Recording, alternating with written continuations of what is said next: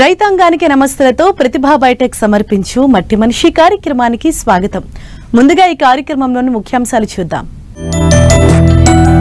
ఖరీఫ్ కు అనువైన అల్లం రకాలు, అధిక దిగుబడి కోసం మేలైన యాజమాన్యం.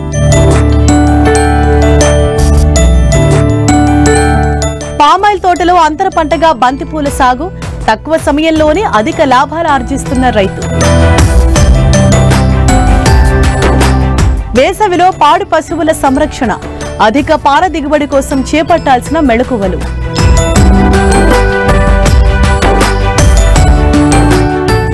మన దేశంలో అల్లం పంట సాగు విస్తీర్ణం 2,15,000 ఎకరాలు కాగా ఆంధ్రప్రదేశ్, తెలంగాణ రాష్ట్రాల్లో సుమారు 25,000 ఎకరాల్లో సాగు చేస్తున్నారు. ఔషధ, సుగంధ ద్రవ్య పంటగా అల్లం ప్రాధాన్యత నానాటికి పెరుగుతుండటంతో మన ప్రాంతంలో ఈ ఏడాది దీని సాగు విస్తీర్ణం గణనీయంగా పెరిగింది. అల్లం సాగుకు అన్ని ప్రాంతాలు అనుకూలం కాదు. దీనివల్ల కొన్ని ప్రాంతాలకే పరిమితమైన ఈ పంట సాగులో గత 3 సంవత్సరాలుగా రైతులు ఆశించిన ఫలితాలు పొందలేకపోతున్నారు. అయితే ఆయా ప్రాంతాలకు అనువైన రకాల ఎంపికతో పాటు మేలైన యాజమాన్యం చేపడితే మంచి దిగుబడులు పొందవచ్చని తెలియజేస్తున్నారు విశాఖ జిల్లా కొండంపూడి కృషి విజ్ఞాన కేంద్రం శాస్త్రవేత్త డాక్టర్ సత్యబాబు.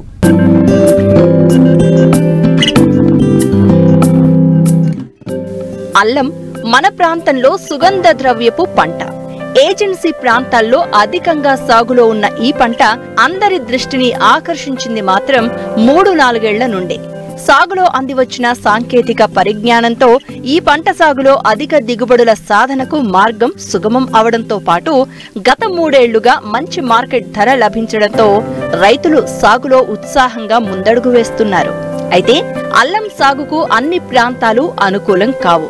తేమతో కూడిన వేడి వాతావరణం అల్లం సాగుకు అత్యంత అనుకూలం. పాక్షికంగా నీడ ఉన్న ప్రాంతంలో కూడా అల్లం పెరుగుదల ఆశాజనకంగా ఉంటుంది. 19 నుంచి 28 డిగ్రీల ఉష్ణోగ్రత ఉన్న వాతావరణంలో పంట పెరుగుదల ఆశాజనకంగా ఉంటుంది. తెలంగాణలో మెదక్, వరంగల్, కరీంనగర్, నిజామాబాద్ జిల్లాల్లోనూ, ఆంధ్రప్రదేశ్లో విశాఖపట్నం, తూర్పు గోదావరి, కృష్ణా జిల్లాల్లో అల్లం పంటను సాగు చేస్తున్నారు. ప్రధానంగా విశాఖ ఏజెన్సీ ప్రాంతాల్లో చల్లని వాతావరణం ఉండడంతో ఇక్కడి రైతులు అనాదిగా అల్లం పంటను సాగు చేస్తూ ఉన్నారు. ప్రస్తుతం అల్లం విత్తే సమయం. మే మొదటి వారం నుండి జూన్ 15 వరకు విత్తుకునే అవకాశం ఉంది. అయితే ఇక్కడి సంప్రదాయ పద్ధతిలో సాగు చేయడం వల్ల ఆశించిన దిగుబడిని పొందలేకపోతున్నారు. అధిక దిగుబడిని సాధించాలంటే రకాల ఎంపికతో పాటు ప్రోట్రే విధానంలో పెంచిన నారును నాటుకుని మేలైన యాజమాన్య పద్ధతులు పాటించినట్లయితే అధిక దిగుబడిని పొందవచ్చని తెలియజేస్తున్నారు విశాఖ జిల్లా కొండెంపూడి కృషి విజ్ఞాన కేంద్రం శాస్త్రవేత్త డాక్టర్ సత్యబాబు. మన గిరిజన రైతులకు చూసుకున్నట్లయితే మన జిల్లాలో ముఖ్యంగా మనకి 4,000 హెక్టేర్లో ఈ అల్లం సాగు చేస్తున్నారు. అయితే ఈ అల్లం సాగు చేసేటప్పుడు రైతులు సరైన సమయంలో విత్తనం సరిగా ఎంచుకోలేకపోవడం, ప్లస్ వాటి యాజమాన్య పద్ధతి పాటించుకోలేకపోవడం వల్ల మనకి రైతులకు ఎక్కువగా నష్టం జరుగుతుంది. కాబట్టి ఈ ఏజెన్సీ ప్రాంతానికి అనువైన రకాలు చూసుకున్నట్లయితే మనకి అల్లంలో అధిక దిగుబడి ఇచ్చే రకాలైన నడియా, సూపర్బా, ఈ 2 రకాలు కూడా చాలా అధిక దిగుబడి ఇచ్చే రకాలు మరియు ఈ ప్రాంతానికి అనుకూలము. అలాగే మనకి 2 సాగు పద్ధతులు ఉన్నాయి ఈ అల్లంలోని. మొదటి ఏంటంటే సాంప్రదాయ పద్ధతిలో పండించుకుంటే ఈ ఎకరానికి మనకి ఇంచుమించుగా 800 నుంచి 1000 కేజీలు విత్తనం ఒక ఎకరాకి పడుతుంది.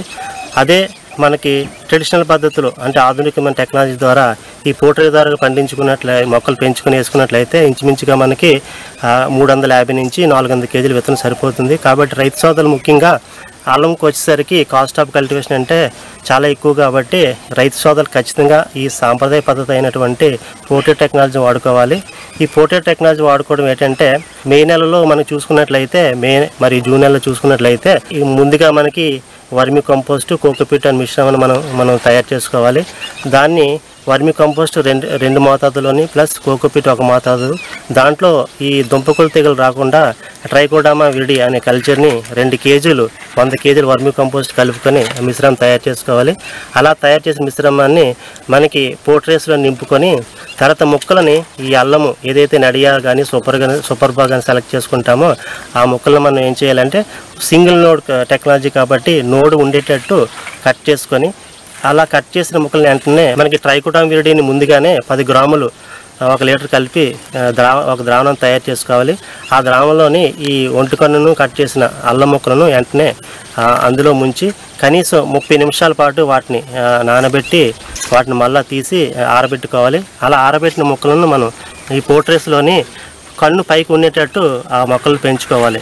అలా కన్ను పైకి ఉంచేటట్టు పెంచుకోవడం వల్ల ఏమవుతుందంటే మనకి 30 నుంచి 35 రోజులకి ఈ అల్లం మొక్కలు దుంపకులు తెగులు రాకుండా ఆరోగ్యవంతంగా పెరుగుతాయి. ఇలా పెరగడం వల్ల ఏమవుతుందంటే ఈ 35 రోజుల తర్వాత ఈ నార్మల్ని మనకి మే ఎండింగ్ కానీ జూన్ ఫస్ట్ వీక్ కానీ మనకి 50 ఇంటూ అంటే వరుసకి మధ్య దూరంలో 50, మొక్కకి మధ్య దూరం అంటే 20 సెంటీమీటర్ దూరంలో నాటుకుంటే మనకి ఎకరాకి 20,000 మొక్కలు పడతాయి. కాబట్టి ఈ మొక్కలు మనకి ఎకరాకి సరిపోతాయి. ఇలా పెంచుకోవడం వల్ల ఏమవుతుందంటే రైతు సోదరులకి ముఖ్యంగా దుంపకులు తెగులు రాకుండా ఒకటి, మరియు విత్తనం రేటు మనకి 300 నుంచి 400 కేజీ సరిపోతుంది. కాబట్టి మనకి ఖర్చు 45,000 ఖర్చు ఈ విత్తనం దగ్గరే మనకి మిగులుతుంది. కాబట్టి ఈ టెక్నాలజీ చాలా మంచి టెక్నాలజీ. కాబట్టి రైతు సోదరులందరూ కూడా టెక్నాలజీ పాటించాలి. ఈ గిరిజన ప్రాంతాల్లో మనకి అధిక వర్షాలు పడతాయి. కాబట్టి ఎత్తు నారుమళ్ళు తయారు చేసుకుని మొక్కలు వేసుకోవాలి ఖచ్చితంగా. లేకపోతే మనకి ఈ అల్లం నడియా మనకి 6 నుంచి 7 నెలల పంట. కాబట్టి మనకు సుమారుగా డిసెంబర్ కానీ జనవరి కానీ మనకి ఇది మన పంట మనకి చేతికి వస్తుంది.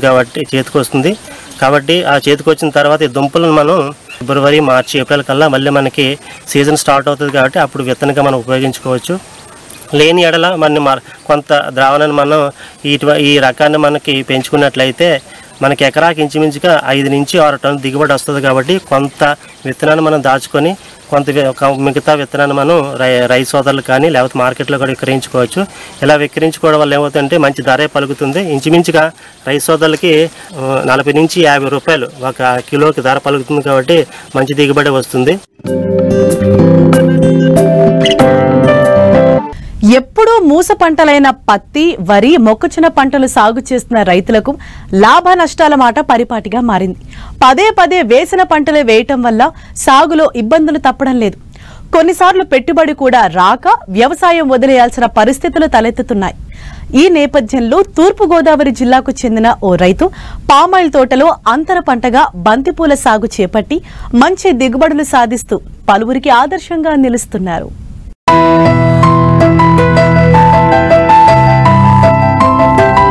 పసుపు, నారింజ రంగులతో వెరబూసిన ఈ బంతి తోటను చూడండి. పామాయిల్ తోటలో ఎత్తైన బెడ్లపై పాలిమల్చింగ్ విధానంలో నూతన సాంకేతికతను ఉపయోగించుకోవడం వల్ల మొక్కల నిండుగా పూలతో తోట కళకళలాడుతోంది. తూర్పుగోదావరి జిల్లా నల్లజర్ల మండలం చోడవరం గ్రామంలో ఉన్న ఈ తోట రైతు పెండ్యాల రామచంద్రయ్యది. ప్రస్తుతం పంట దిగుబడులు తీస్తున్నారు.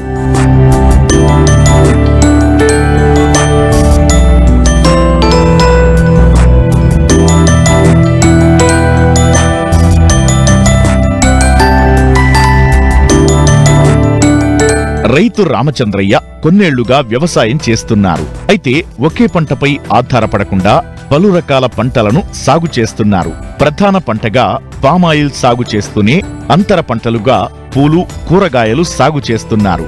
బంతిపూల పంటకాలం 120 రోజులు ఉంటుంది. సాధారణంగా ఎకరానికి 10,000 మొక్కలు అవసరం. కానీ అంతర పంటగా కాబట్టి ఈ రైతు ఎకరానికి 7 నుండి 8,000 మొక్కలే నాటాడు. పాలిమల్చింగ్ విధానాన్ని ఉపయోగిస్తూ డ్రిప్ ద్వారా నీటిని అందిస్తున్నారు. సమయానికి అనుకూలంగా సూక్ష్మ పోషకాలు, ఎరువులు అందించడంతో మంచి దిగుబడులు పొందుతున్నారు. ప్రధాన పొలంలో నారు నాటిన 35 నుండి 40 రోజులకు దిగుబడి ప్రారంభమవుతుంది. ఇలా 60 రోజుల పాటు దిగుబడి వస్తుంది. వచ్చిన దిగుబడిని చుట్టుపక్కల మార్కెట్లలో అమ్ముతున్నారు. ఇతర పంటల కాలం ఎక్కువ కాబట్టి తక్కువ కాలంలో అంటే 120 రోజుల్లోనే పంట పూర్తయ్యే బంతి సాగును ఎంచుకున్నారు రైతు. పెట్టుబడి తక్కువగా ఉండటం, సీజన్ల వారీగా ప్రణాళికలు వేసుకుని సాగు చేస్తూ ఎకరానికి 1,00,000 నుండి 2 లక్షల నికర ఆదాయం పొందుతున్నారు. మేము అనేక రకాల వ్యవసాయాలు చేస్తూ ఉంటాం. వరి, మొక్కజొన్న, కూరగాయలు, మరి అదేవిధంగా పువ్వులు కూడా చేస్తూ ఉంటాం. ఈరోజు ఈ పామాయిల్ తోటలో అంతర పంటగా మేము ఈ బంతిని సాగు చేయడం జరుగుతుంది. ఇది వెండాస్ కంపెనీ బిగ్ బాల్ అనే వెరైటీని ఎల్లో బంతిని సాగు చేయడం జరుగుతుంది. అదేవిధంగా అష్టగ్రంథి అనే రెడ్ కలర్ వెరైటీని కూడా సాగు చేయడం జరుగుతుంది. అదేవిధంగా ఈ నాటు బంతి కూడా సాగు చేయడం జరుగుతుంది. ఈ బిగ్ బాల్ వచ్చి విందాస్ బిగ్ బాల్ ఇవి వచ్చి మంచి దిగుబడినిచ్చే విత్తనాలు. అదేవిధంగా నాటు వెరైటీ కూడా మార్కెట్లో మంచి రేటు తోటి ఉంటుంది. ఇది దాని గురించి కొద్దిగా దిగుబడి తక్కువ ఉన్నా కానీ మంచి రేట్ అయితే వస్తుంది. మేము దగ్గరలో ఉన్న నర్సరీల్లో ఈ విత్తనాన్ని మొక్క కట్టించడం జరుగుతుంది. ఈ మొక్క కట్టించిన 30 రోజులు 25 రోజుల నుంచి 30 రోజుల్లో మేము ఈ మొక్కని ప్రధాన పొలంలో నాటడం జరుగుతుంది. ఈ విత్తనం మామూలుగా మేము కొనడానికి ₹1.5 నుంచి ₹2 వరకు పడుతుంది. ఇది నర్సరీలో పెంచడానికి వాళ్ళకి ఒక మొక్కకు వచ్చి 50 పైసల నుంచి 60 పైసల వరకు ఇవ్వడం జరుగుతుంది. మేము మామూలుగా మొక్క కొనటం అయితే ₹3 నుంచి ₹3.5 వరకు. ఇప్పుడు సీడ్ రేట్ బాగా పెరగటం వల్ల ₹3 నుంచి ₹3.5 వరకు ఈ మొక్కను కాస్ట్ అవుతుంది. ఇది ఎకరానికి వచ్చి 7,000 నుంచి 8,000 వరకు ఎకరం పొలంలో నాటడం జరుగుతుంది. వీటికి ఎక్కువగా ఫంగస్ సంబంధించినటువంటి తెగుళ్ళు ఎక్కువ వస్తూ ఉంటాయి. వాటికి ఫంగసైడ్స్, బ్లైటెక్స్, కార్బండిజం, M45 లాంటి మందుల్ని ఎక్కువగా పిచికారీ చేయడం జరుగుతుంది. అదేవిధంగా గ్రోత్కి వచ్చి మన 320, 390 లాంటి స్ప్రే చేయడం జరుగుతుంది. అదేవిధంగా పురుగుకి ఇమామైథిన్ బెంజని, క్రొక్లైన్ లాంటి పురుగు మందులు స్ప్రే చేయడం జరుగుతుంది. ఈ ప్లాంటేషన్ చేసేటప్పుడు బోధికి మధ్యన 25 అంగుళాలు, మొక్కకి మధ్యన 25 అంగుళాలు దూరం ఉండేలా పెట్టి ఈ ప్లాంటేషన్ చేయడం జరుగుతుంది. ఈ మొక్కల్ని మేము తీసుకొచ్చే ముందు దుక్కులో DAP లాంటి ఎరువులను వేసి దుక్కు దున్ని బోధులు వేస్తాం. బోధులు వేసిన తర్వాత దానికి వాటర్ పెట్టి మొక్కల్ని నాటడం జరుగుతుంది. మొక్క పెట్టిన తర్వాత వారం రోజులు అంటే 7 రోజుల్లో ఫస్ట్ ఇరిగేషన్ ఇవ్వడం జరుగుతుంది. ఆ ఇరిగేషన్ ఇచ్చేటప్పుడు 28 కాంప్లెక్స్ మందుని ఇచ్చి ఇరిగేషన్ చేయడం జరుగుతుంది. మరి అదేవిధంగా ఫస్ట్ దశలో 15 రోజుల్లో ఫస్ట్ ఇరిగేషన్ ఇచ్చిన తర్వాత ఈ బ్లైటెక్స్ అనే మందుని ఒక 200 లీటర్ల నీటికి ఒక 1/2 కిలో బ్లైటెక్స్ని కలిపి ఈ మొక్కల యొక్క వేరు భాగం మీద ఇవ్వటం జరుగుతుంది, కాండం మీద.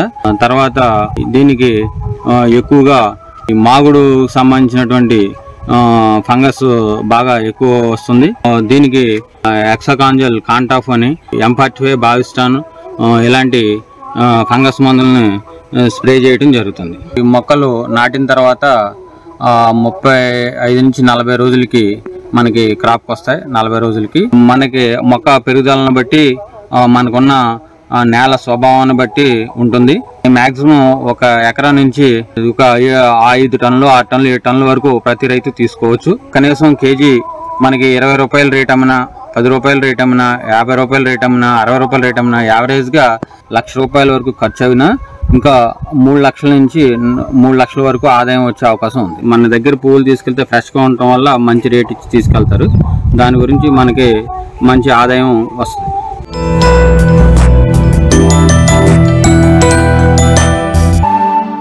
వేసవిలో తీవ్రమైన ఉష్ణోగ్రతలు, వేడిగాలుల వల్ల పశుపోషణలో రైతులు అనేక సవాళ్లను ఎదుర్కోవాల్సి వస్తుంది. దీంతో పాటు భూగర్భ జలాలు ఇంకిపోయి నీటి ఎద్దడి కూడా తీవ్ర సమస్యగా మారింది. వేసవి ప్రభావం పాడి పరిశ్రమపై తీవ్రంగా కనిపిస్తోంది. తగిన ముందు జాగ్రత్తలు తీసుకుంటే పాడి పశువుల నిర్వహణ అంత కష్టమేమీ కాదంటున్నారు వెంకట్రామన్నగూడెం గేదెల పరిశోధనా స్థానం ప్రధాన శాస్త్రవేత్త డాక్టర్ కె ఆనందరావు.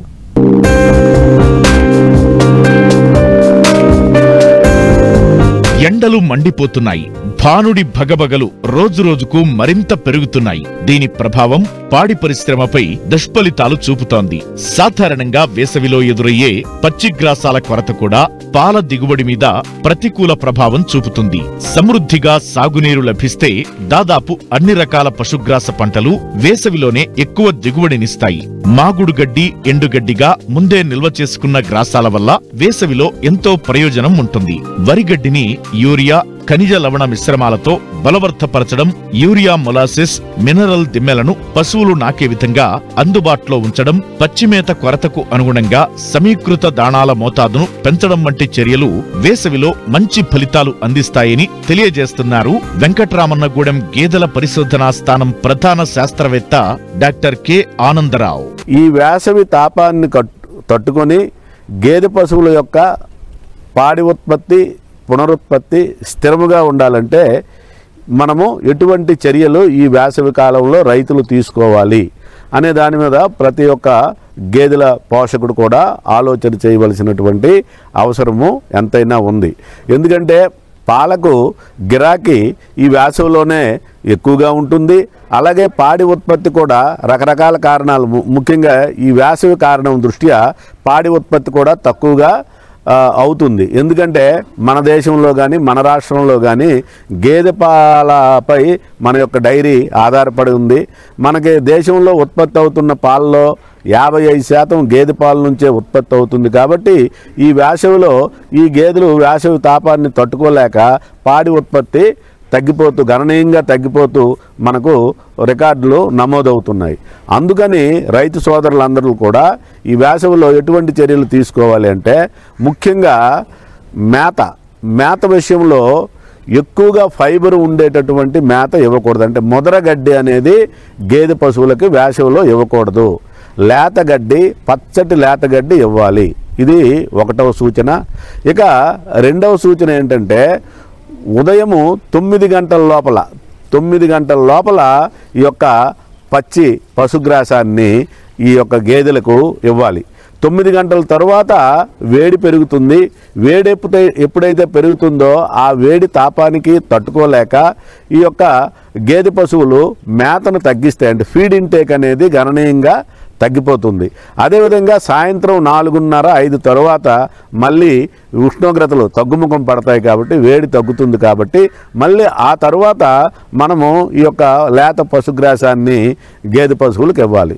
ఇక 2వ విషయం ఏంటంటే దాన. అంటే ఈ యొక్క వేసవిలో ఫైబర్ ఉన్నటువంటి మేత తగ్గించి ఎనర్జీ ఎక్కువగా ఉన్నటువంటి మేతను మనం ఎక్కువగా ఇచ్చినట్లయితే ఈ వేసవి తాపాన్ని తట్టుకుంటాయి. అందుకు గ్రెయిన్ డైట్ అంటే ఈ యొక్క కాన్సన్ట్రేట్ ఫీడ్ని ఎక్కువగా ఇవ్వాలి. ముఖ్యంగా ప్రోటీన్ కలిగినటువంటి మాంసకృతులు కలిగినటువంటి దానాన్ని ఇవ్వాలి. ఇది కూడా ఈ మాంసకృతులు బైపాస్ ప్రోటీన్స్ ఇచ్చినట్లయితే చాలా మంచిది. ఇక 3వది, ముఖ్యంగా మేతకి పంపించినప్పుడు ఉదయాన్నే 6 గంటల నుంచి 9 గంటల వరకు వీటిని ఆరుబయట పచ్చిక బయలులో మేపించాలి. మళ్ళీ సాయంత్రం 4 తర్వాత 4 నుంచి 6 వరకు వీటికి పచ్చిక బయలులో మనం మేపించినట్లయితే మనము ఈ యొక్క హీట్ లోడ్ అంటే ఈ మెటబాలిక్ యాక్టివిటీ బాగా పెరిగి హీట్ ప్రొడక్షన్ ఎక్కువగా పెరగకుండా ఈ యొక్క వేసవి తాపాన్ని తట్టుకునేటటువంటి శక్తి కలిగేటటువంటి ఇటువంటి మేతను మనము వేసవిలో రైతులు ఈ యొక్క గేదె పశువులకు ఇచ్చినట్లయితే ఈ పాడి ఉత్పత్తి కానీ పునరుత్పత్తి కానీ స్థిరీకరణగా ఉంటుందని చెప్పవచ్చు. తర్వాత చల్లని నీరు, ముఖ్యంగా చల్లని నీరు రోజుకి కనీసము ఒక 80 నుంచి 90 లీటర్ల నీటిని మనం ఇవి తాగే విధంగా అందుబాటులో ఉంచాలి. ఎందుకంటే వీటికి వేడి తట్టుకోలేక దాహం వేస్తుంది. కాబట్టి ఆ దాహం వేసిన వెంటనే చల్లని నీరు కానీ మనము అందించినట్లయితే ఆ నీరు తాగటం వలన ఇవి కొంతవరకు వేసవి తాపాన్ని తట్టుకుంటాయి. ఇది కాకుండా మరి ఈ యొక్క లేత పశుగ్రాసము ఎలా అందివ్వాలి? ముఖ్యంగా మనకి వేసవిలో వర్షాలు ఉండవు, నీటి సదుపాయం కూడా ఉండదు, లేత పశుగ్రాసము లభించదు. కాబట్టి వీలున్నంత వరకు ఈ పశుగ్రాస చెట్లను, అవిస, సుబాబుల్ వంటి చెట్లను పెంచుకొని వాటి రెమ్మలను వరిగడ్డిని యూరియాతో సుపోషకం చేసి ఆ వరిగడ్డి ఈ లేత రెమ్మలు కొంతవరకు ఇచ్చినట్లయితే మనము ఈ యొక్క పచ్చిమేత బదులు వాటిని ఆల్టర్నేట్గా మనము ఇవ్వవలసి ఉండును. లేదా బోరు సదుపాయం ఉన్నటువంటి వాళ్ళు పశుగ్రాసాలు పెంచుకొని 35 రోజుల నుంచి 40 రోజుల మధ్య లేత పశుగ్రాసాన్ని కోసి ఇచ్చినట్లయితే వాటికి ఈ లేత పశుగ్రాసంలో నీటి శాతం ఎక్కువగా ఉంటుంది, డ్రై మ్యాటర్ తక్కువగా ఉంటుంది. కాబట్టి ఇది వేసవికి ఈ గేదె పశువులకి ఎంతగానో ఉపకరిస్తుంది. గేదెలు నలుపు రంగులో ఉండటం వల్ల ఎక్కువగా ఉష్ణతాపానికి గురవుతుంటాయి. ముందు వేసవిలో అనారోగ్యం బారిన పడకుండా అవి వడదెబ్బకు గురికాకుండా ప్రత్యేక జాగ్రత్తలు తీసుకోవాలి. ముఖ్యంగా జీవాల వసతి విషయంలో చాలా జాగ్రత్తలు పాటించాలి. గాలి వెలుతురు వచ్చే విధంగా షెడ్లను నిర్మించుకోవాలి. అంతేకాకుండా షెడ్ల చుట్టూ గోనె సంచులను కట్టి నీటితో తడపడం వల్ల వడగాలులను కొంతవరకు నిరోధించవచ్చని వివరాలు తెలియజేస్తున్నారు శాస్త్రవేత్త. వేసవిలో ఈ వేడి తాపానికి తట్టుకోవడానికి ముఖ్యంగా నీడను అందించే చెట్లు షెడ్ల చుట్టూ కూడా కమర్షియల్ డైరీ చేపట్టినటువంటి వాళ్ళు, డైరీ ఫామ్ నిర్వహించేటటువంటి వాళ్ళు, వీళ్ళందరూ కూడా వాళ్ళ యొక్క షెడ్ల చుట్టూ కూడా మంచి నీడనిచ్చేటటువంటి చెట్లు కానీ పెంచుకున్నట్లయితే ఈ యొక్క నీడ ఫలితముగా ఈ వేడి తాపాన్ని తగ్గించుకోవచ్చు. లేదా 1-2 ఉన్నటువంటి రైతులు వారి యొక్క పశువులను ముఖ్యంగా ఈ యొక్క ఏదైనా సరే వాళ్ళ ఇంటి పెరట ఉన్నటువంటి మామిడి చెట్టు కింద కానీ, వేప చెట్టు కింద కానీ, చింత చెట్టు కింద కానీ కట్టుకుంటే వేసవి అంత కూడా ఇది చాలా చల్లగా ఉండి ఇది ఎంతో ఉపకరిస్తుంది. ఈ విధంగా నీడను ఏర్పాటు చేయాలి. ఇక రెండవ అంశము దీనిలో ముఖ్యంగా ప్రధానమైనటువంటిది, వేసవిలో ఈ యొక్క గేదె పశువులపై వాటర్ స్ప్రింక్లింగ్ చేస్తుండాలి. చల్లని నీరు స్ప్రింక్లింగ్ చేస్తుండాలి షెడ్లలో. చేయటం వలన ఏంటంటే ఇవి వేసవి తాపానికి తట్టుకోగలవు. స్ప్రింక్లర్స్ కంటే ఫాగర్స్ని షెడ్లో వేసుకోవాలి. అయితే దీనివలన వాతావరణంలో హ్యూమిడిటీ, గాలిలో తేమ ఎక్కువ అవుతుంది. ఆ తేమకు ఈ వేడి అబ్జర్వ్ అయితే మళ్ళీ షెడ్లలో వేడి పెరుగుతుంది. కాబట్టి ఇది నివారించడానికి ఫ్రీ ఎయిర్ సర్క్యులేషన్కి గాను ఆ షెడ్లలో ఫ్యాన్లు పెట్టుకోవాలి. ఇట్లా ఫాగర్స్, ఫ్యాన్స్ పెట్టుకొని మనము వేసవిలో వాటి కింద మనము ఈ యొక్క గేదెలను పెంచినట్లయితే ఈ వేసవి తాపాన్ని తట్టుకుంటాయి. అది కాక ఇంకొక అంశము ఏంటంటే ఫ్రీ సర్క్యులేషన్. షెడ్లలో ఎయిర్ ఫ్రీ సర్క్యులేషన్ ఉండాలి. ఎయిర్ మూమెంటు ఫ్రీగా సర్క్యులేట్ అయినట్టు ఉంటే ఈ యొక్క వేడి అనేది షెడ్లలో ఎక్కువ అవ్వకుండా గేదెలు ఆప్టిమమ్ టెంపరేచర్లో ఉండడానికి ఇష్టపడతాయి. కాబట్టి మనం అటువంటి ఆప్టిమమ్ టెంపరేచర్, ముఖ్యంగా మనము గేదె పశువులు -4 డిగ్రీల సెంటీగ్రేడు దగ్గర నుంచి 47 డిగ్రీల సెంటీగ్రేడు మధ్య ఈ గేదె పశువులు అనుకూలమైనటువంటి వాతావరణం. అదేవిధంగా వేసవిలో ముఖ్యంగా వీటికి వచ్చేటటువంటి వ్యాధులు అయితే పెద్దగా ఉండవు.